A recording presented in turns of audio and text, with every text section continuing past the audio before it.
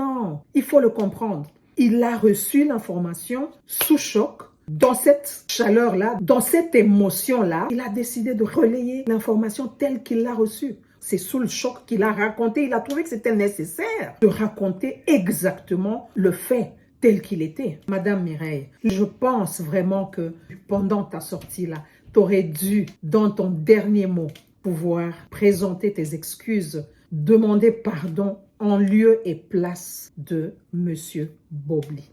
Salut à tous, voici ce que je pense de la sortie de Madame Mireille, l'ex-compagne de Monsieur Bobli. Déjà, je commence par présenter mes condoléances à toute la famille et à toi Mireille, force et courage. Merci Madame Mireille de nous avoir confirmé ce que bon nombre de personnes ne voulaient pas admettre. Merci aussi d'avoir arrêté les rumeurs, les spéculations ainsi que les doutes. Car ton silence avait fait que les choses ont commencé à aller dans tous les sens. Je voudrais ici m'adresser à toi, Madame Mireille. Je ne suis pas ici pour te juger. En aucun cas, je ne le ferai.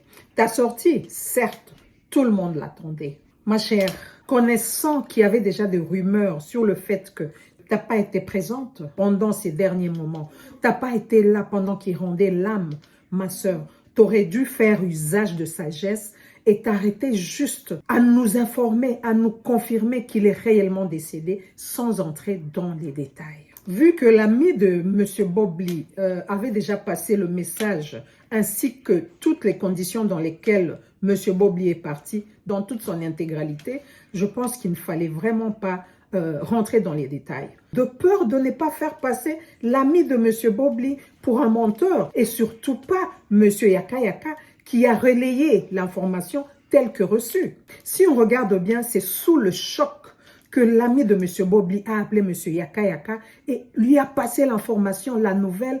Il n'y avait vraiment pas le temps pour lui de trop réfléchir là-dessus. C'est sous le choc que la nouvelle est sortie telle qu'elle est sortie. Et franchement, si on regarde bien, il n'a pas eu le temps matériel de pouvoir dire, voilà, j'enlève ci, je laisse ça. Non, la nouvelle est sortie sous le choc.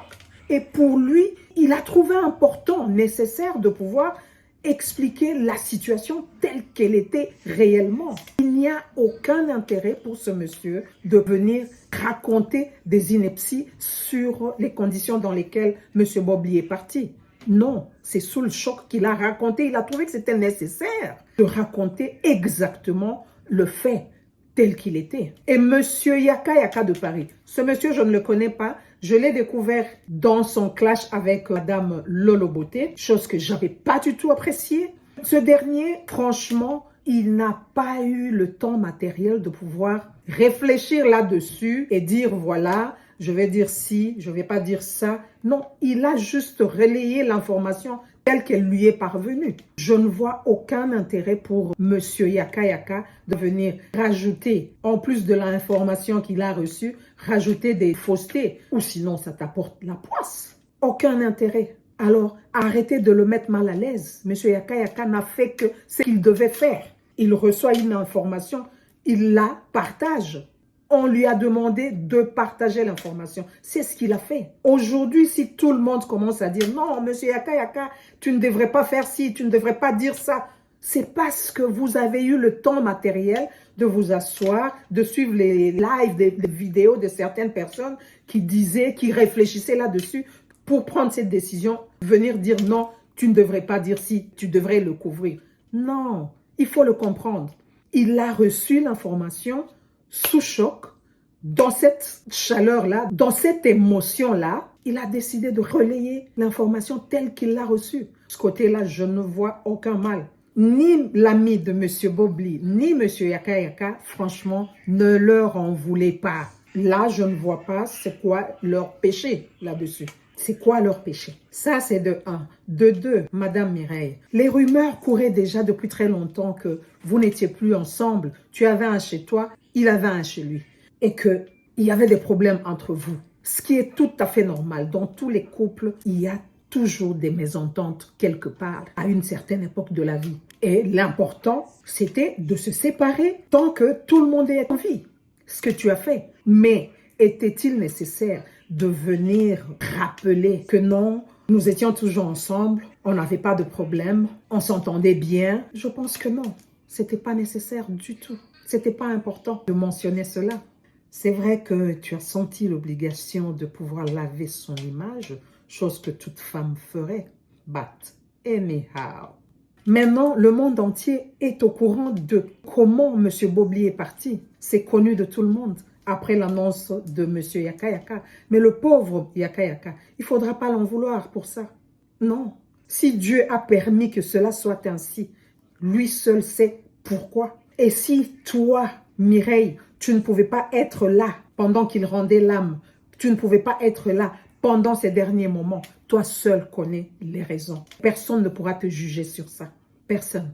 Car, vous savez, avant de porter un jugement sur quelqu'un, il faudra d'abord rentrer dans ses bottes, vivre ce que la personne a vécu pour enfin arriver à la juger. D'accord?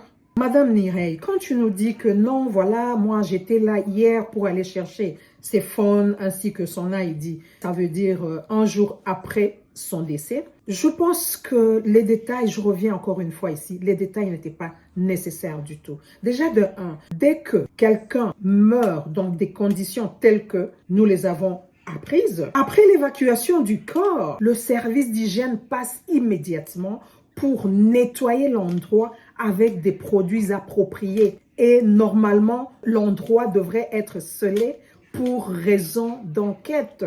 Tout comme vous aviez dit qu'ils étaient en train de faire l'autopsie sur son corps. Et puis, dans les 10 à 20 minutes qui suivent le nettoyage, il n'y aura ni odeur, ni aucune mouche qui va aller poser là-bas. Donc, encore une fois, les détails n'étaient pas du tout nécessaires.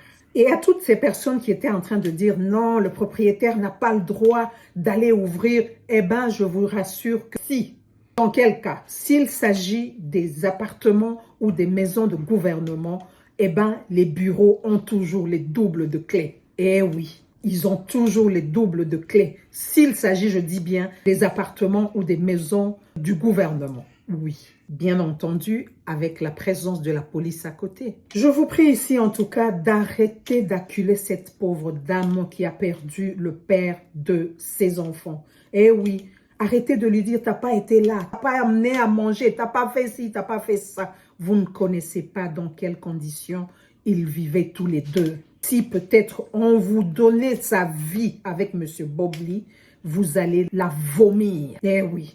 Beaucoup de gens étaient en train de dire, tu étais où quand ton mari était en train de clasher sur les femmes, d'injurier, d'insulter les dames jusque dans leur intimité. Écoutez, il y a des personnes qui n'écoutent pas. Tel que je voyais M. Bobli là, je ne pense pas que ça puisse être quelqu'un qui peut accepter, écouter le conseil de Mireille. Vous savez, chez nous au Katanga, on dit, il y a des gens,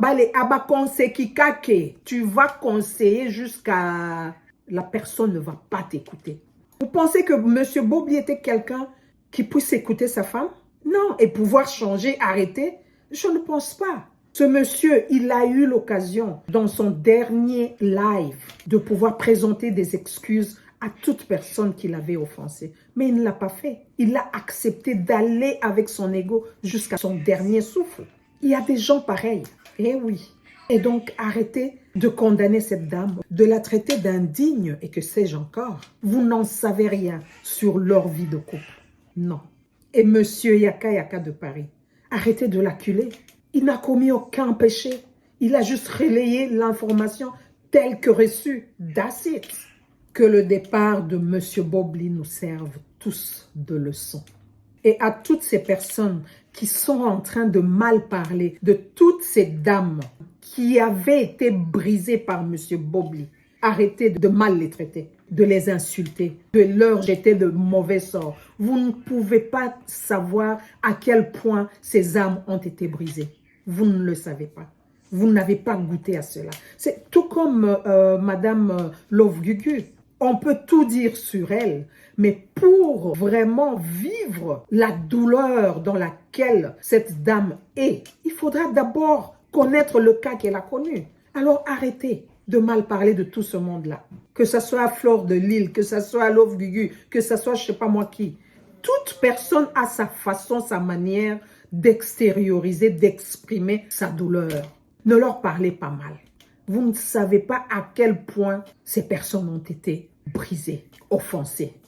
Voilà, je vais conclure ici en disant que Madame Mireille, c'est vrai, c'est pas le moment. Vous êtes vraiment dévastée par la perte du père de vos enfants. Il n'est jamais trop tard dans la vie. Je sais qu'un jour, si le cœur t'en dit, tu pourras revenir et présenter tes excuses en lieu et place du père de tes enfants. C'est vrai que l'infraction est individuelle, mais est-il que c'est quand même le père de tes enfants? Et oui, ça pourra peut-être apaiser un petit peu les cœurs brisés de toutes ces personnes-là que M. Bobli a eu à offenser. Enfin, tout ce que je peux dire, c'est M. Bobli repose en paix et que la terre de nos ancêtres te soit douce et légère.